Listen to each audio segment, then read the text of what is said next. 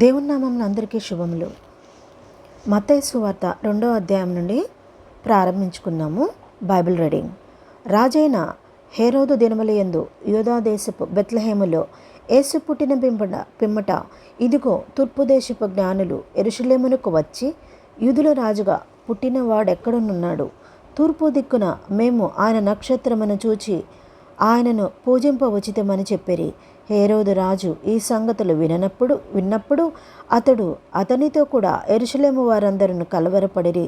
కాబట్టి రాజు ప్రధాన యాజకులను, ప్రజలలో నుండి శాస్త్రులను అందరినీ సమకూర్చి క్రీస్తు ఎక్కడ పుట్టినని వారిని అడిగెను. అందుకు వారు, యూదయ బెత్లెహేములోనే. ఏలయనగా, యూదా దేశపు బెత్లెహేమా, నీవు యూదా ప్రధానులలో ఎంత మాత్రమును అల్పమైన దానవు కాదు. ఇశ్రాయేలును నా ప్రజలను పరిపాలించు అధిపతి నీలో నుండి వచ్చును అని ప్రవక్త ద్వారా వ్రాయబడి ఉన్నదనరి.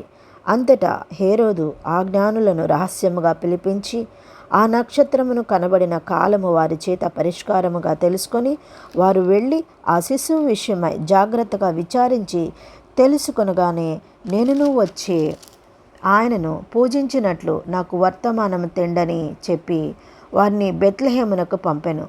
వారు రాజు మాట విని బయలుదేరిపోచుండగా, ఇదిగో తూర్పు దేశమున వారు చూచిన నక్షత్రము ఆ శిశువు ఉండిన చోటికి మీదుగా వచ్చి నిలిచి వరకు వారికి ముందుగా నడిచెను.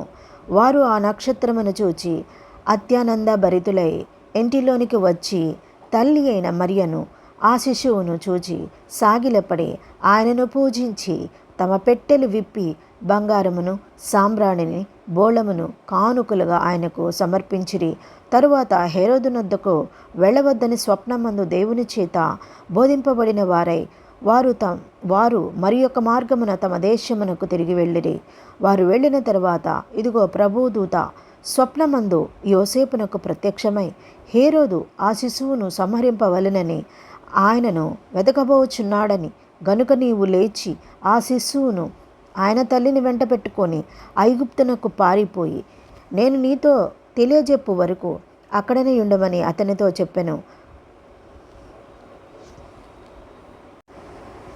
అప్పుడతడు లేచి రాత్రివేళ శిశువును తల్లిని తోడుకొని ఐగుప్తునకు వెళ్ళి, ఐగుప్తులో నుండి నా కుమారుని పిలిచి తిని అని ప్రవక్త ద్వారా ప్రభు సెలవిచ్చిన మాట నెరవేర్చబడినట్లు హేరోదు మరణం వరకు అక్కడ నుండెను.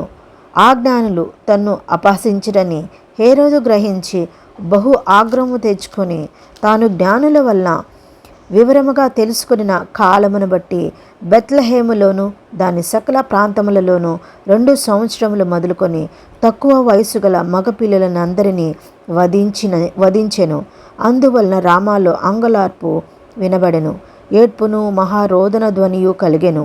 రాహేలు తన పిల్లల విషయమై ఏచుచు వారు లేనందున ఓదార్పు పొందనొల్లక ఉండెను అని ప్రవక్త అయిన ఇర్మియా ద్వారా చెప్పబడిన వాక్యము నెరవేరెను. హేరోదు చనిపోయిన తరువాత ఇదిగో ప్రభుదూత ఐగుప్తులో యోసేపునకు స్వప్నమందు ప్రత్యక్షమై, నీవు లేచి శిశువును తల్లిని తోడుకొని ఇశ్రాయేలు దేశమునకు వెళ్ళము, శిశువు ప్రాణము తీయచూచుచుండిన వారు చనిపోయారని చెప్పెను. అప్పుడతడు లేచి శిశువును తల్లిని తోడుకొని ఇశ్రాయేలు దేశమునకు వచ్చెను. అయితే అర్కేలాయు తన తండ్రి అయిన హేరోదునకు ప్రతిగా యూదాదేశమును ఏలుచున్నాడని విని అక్కడకు వెరచి స్వప్నమందు దేవుని చేత బోధింపబడిన వాడై గలిలయ ప్రాంతములకు వెళ్ళి నజరేతను ఊరికి వచ్చి అక్కడ కాపురముండెను. ఆయన నజరేయుడనబడినని ప్రవక్తలు చెప్పిన మాట నెరవేరినట్లు ఇలాగూ జరిగెను. Thank you for listening.